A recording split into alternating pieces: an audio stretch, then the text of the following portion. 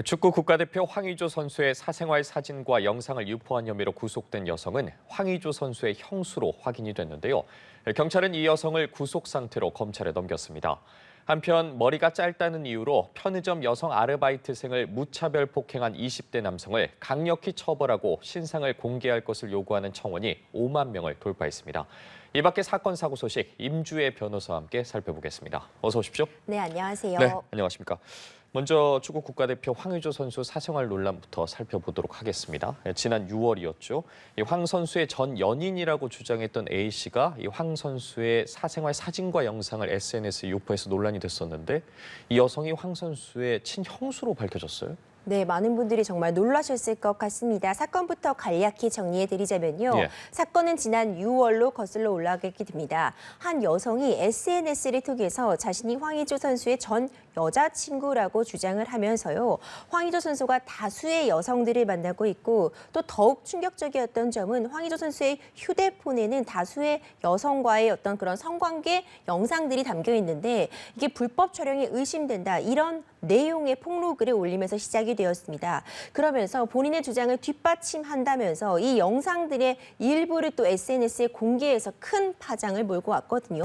이에 대해서 황의조 선수 측에서는 나는 지금 전 여자친구라고 주장하는 이 사람을 알지 못하며 본인이 지난해 11월에 그리스에서 뛰던 당시에 휴대폰을 분실하였는데 그 이후로 이렇게 사생활 관련 사진을 폭로하겠다, 공개하겠다고 협박을 받아왔다고 주장을 하면서 본인이 이것은 휴대폰을 잃어버리고 누군가의 협박에 의해서 누군가가 이렇게 불법적으로 유통을 하고 있는 것이다, 유출을 하고 있는 것이라고 주장하면서 사건이 계속돼 왔습니다. 이에 대해서 지난 13일 이 최초 유포자, 이런 영상에 대한 유포자와 황의조 선수를 협박한 그 범인이 잡혔는데 놀랍게도 그 사람이 황의조 선수의 친형의 부인, 그러니까 형수로 밝혀졌던 것이죠. 이 형수는 현재 16일 구속된 것으로 전해지고 있습니다. 좀 놀라웠던 부분이 사실 이 형이 직접 이 황의조 선수의 매니지먼트, 이 업무도 도왔던 것으로 알려져 있거든요. 그렇기 때문에 이 초기 대응에 있어서도 이 형 그리고 형수 역시도 관여한 부분이 있었지 않았을까 하는 부분도 지금 쟁점이 되고 있는데 일단 형수 측에서는 현재까지 알려진 바에 따르면 혐의에 대해서 부인을 하고 있는 상황이라고 전해지고 있습니다. 황의조 선수도 사진과 동영상을 유포한 A 씨가 누군지 모르고 있었던 상황인데 황 선수 A 씨가 형수로 드러나자 명예훼손에 대해서는 처벌을 원하지 않는다고 밝혔습니다. 네, 황 선수도 처음에 이 사건이 불거졌을 당시에는 이 유포자가 형수였다는 사실을 인지하지 못했던 것으로 보입니다. 근데 그 이후 수사 과정에서 정확히 어느 시점에 그것을 알았는지는 지금 정확히 확인은 어렵지만 일단 기본적으로 명예훼손 부분에 대해서는 지금 처벌 불원서를 제출을 했습니다. 이 명예훼손죄는요, 지금 기본적으로 인터넷을 사용해서 어떤 사실이든 허위의 사실이든 적시해서 이 황 선수의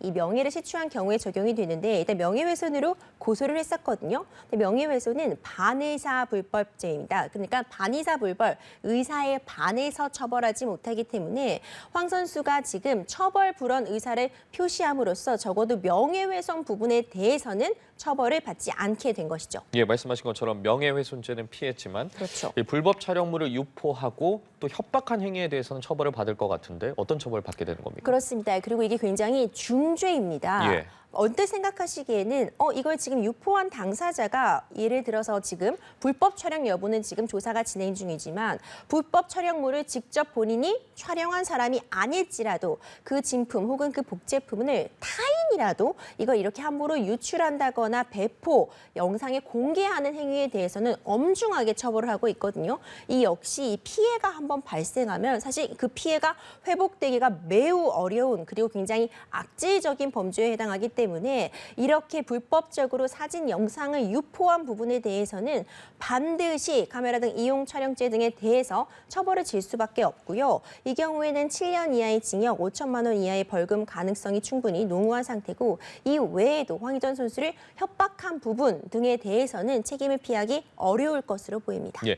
그렇다면 이 불법 촬영 혐의로 입건된 황의조 선수에 대한 경찰 조사는 어떻게 이루어지고 있는 겁니까? 네, 이제 사실 이게 하나의 사건이지만 예. 분리해서 보셔야 될 것 같아요. 지금 쟁점이 되고 있는 범인이 형수였다더라 하고 지금 놀라움을 주고 있는 사건은 기본적으로 어떤 촬영물에 대해서 이것이 유포가 되었고 그리고 이를 가지고 황의조 선수를 협박한 부분에 대한 것에 대해서 지금까지 살펴본 것이고요. 이번 부분은 황의조 선수가 지금 피의자로 조사를 받고 있는 상태입니다. 그러니까 이 부분은요. 지금 그래서 문제가 된 영상이 있었잖아요. 일부가 공개가 되었던 그 영상으로 돌아가 보면은 이게 지금 불법 촬영물이 아닌가 하는 점이 쟁점으로 떠오르고 있는 것입니다. 황의조 선수는 이제 거듭 강조하면서 해당 영상은 당시 연인 관계였던 사람과 합의하에 찍은 것이므로 불법적인 부분이 없었다. 그런데 이걸 타인이 의도적으로 공개한 것이 문제다. 이런 입장을 계속해서 취해오고 있고 현재까지도 그 입장을 고수하고 있거든요. 그런데 지금 피해자가 적극적으로 황의조 선수를 또 고소하면서 이게 다시 쟁점이 되고 있는 상황입니다. 그러니까 피해자 쪽 입장에서는 이건 합의된 영상이 결코 아니며 당시에도 몇 차례 걸쳐서 이런 부분에 대해서 동의하지 않음을 분명히 표시했음에도 이게 남아있다는 것은 황의조 선수에게 불법적인 부분이 있었다는 것이다 하고 팽팽하게 맞서고 있는 상황이고요.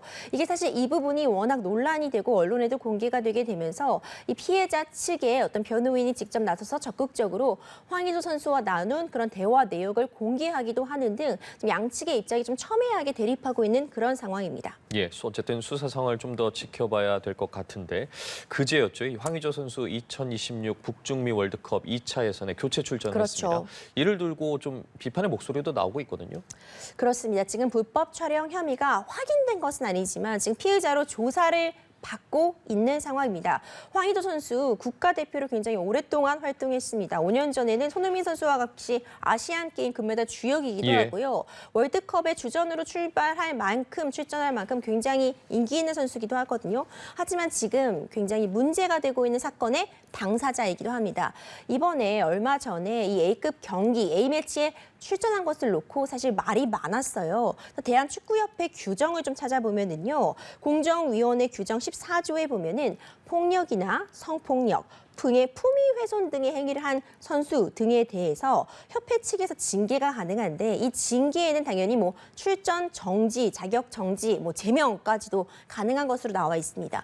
네, 앵커님도 보시면 아시겠지만 좀 모호하게 써 있죠. 어떤 유죄가 확정되었을 것까지를 요구하는 것은 아니지만 단순히 어떤 혐의를 받았을 때도 그럼 출전을 하지 못하도록 징계를 해야만 필수적으로 하는 것이냐가 해석상으로는 분분히 할 수 있을 것으로 보이지만요.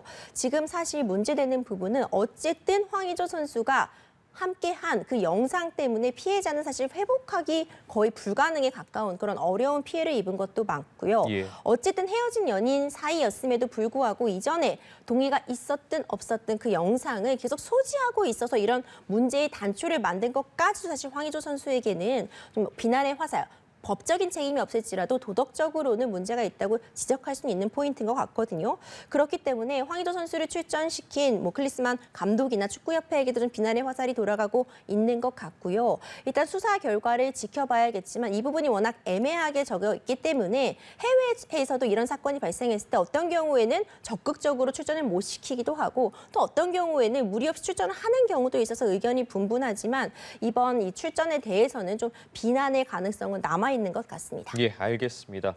자, 다음 사건 살펴보죠. 많은 분들이 또 공분한 사건인데 20대 남성 A씨가 지난 4일이었죠. 이 경남 진주의 한 편의점에서 20대 여성 아르바이트생을 폭행을 했습니다. 어떤 사건인지 좀 짚어주시죠. 네, 영상도 공개가 됐는데 많은 분들이 정말 분노를 표출하셨어요. 이 20대 여성 아르바이트생이 이제 쇼커트라고 하죠. 여성 쇼커트 머리를 하고 있었는데 너 왜 머리가 짧으냐? 나는 페미니스트 싫어하는데 너 페미니스트 아니냐? 이런 말도 안 되는 이유를 들면서요. 무차별적으로 폭행을 했습니다. 지금도 영상에서 확인이 되시지만 정말 무차별적으로 폭행을 했거든요. 이 여성에 대한 폭행에서 그치지 않고요. 그 다른 이걸 말리려고 하는 다른 고객에 대해서도 아니 왜 남자 편은 안 되냐 하면서 또 말도 안 되는 이유를 대면서 말리던 행인도 또 심하게 폭행을 했습니다. 특수상해로 지금 수사를 받고 있는 상황인데 이 사건의 같은 경우에는 사실 숏커트가 싫었다. 그래서 페미니스트 아니냐 이런 부분에 대해서 사실 이 범행의 동기 자체가 죄질이 좋지 못합니다. 예. 어떤 특정 집단에 대해서 합리적이지 않은 그런 비난이나 불만을 표출하는 우리가 흔히 말하는 전형적인 혐오 범죄라고 볼 수 있거든요. 혐오 범죄에 대해서는 좀 엄정하게 대응할 필요성이 더 높기 때문에 이런 부분이 문제가 된 사건입니다. 예, 저희가 영상만 봐도 정말 그렇습니다. 분노가 저절로 생기는데, 자, 해당 사건의 피의자인 남성의 신상 공개를 요구하는 국민청원이 네. 올라와서 지난 8일부터 진행 중이잖아요.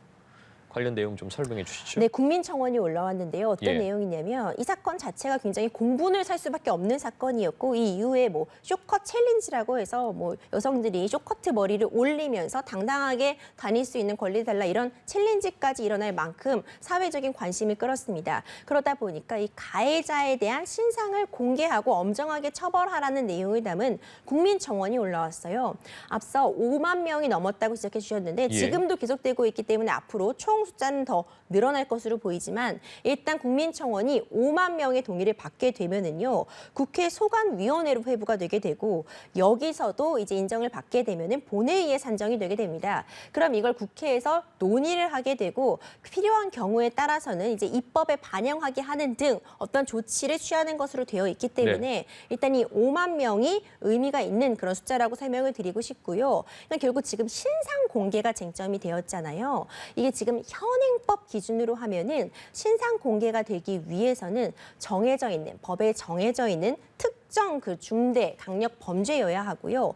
그리고 증거가 충분해서 이게 실제로 가해자임이 충분히 입증되어야 하고 국민의 알 권리가 보장되어야 하는 사건이다. 이런 내용들을 충족을 해야 되는데 지금 이번 사건 같은 경우는 지금 특수상해. 예. 그러니까 이렇게 폭행을 통해서 지금 상해를 입혔다. 이 특수상해와 그리고 업무방해죄로 지금 수사를 받고 기소가 되어 있는 상태거든요. 그런데 지금 이 현행법상에서 신상공개를 하는 그 범죄의 대상에는 특수상해가 빠져 있었습니다. 네. 예를 들면은 뭐 살인이라던가 기타 더 강력범죄, 성범죄 등에 대해서 신상공개가 되는 것으로 되어 있는데 사실 얼마 전에 특정 중대범죄 피의자 등 신상정보 공개에 관한 법률안이 국회 본회의를 통과했습니다. 우리에게는 이제 일명 머그샷법이라고 알려져 있는데요. 이제 내년부터 시행 예정인데 이 법에 따르면 이전에 지적되었던 문제들, 이 피의자 신상 공개의 대상이 되는 범죄가 너무 제한적이다라는 예. 부분을 대폭 확대해서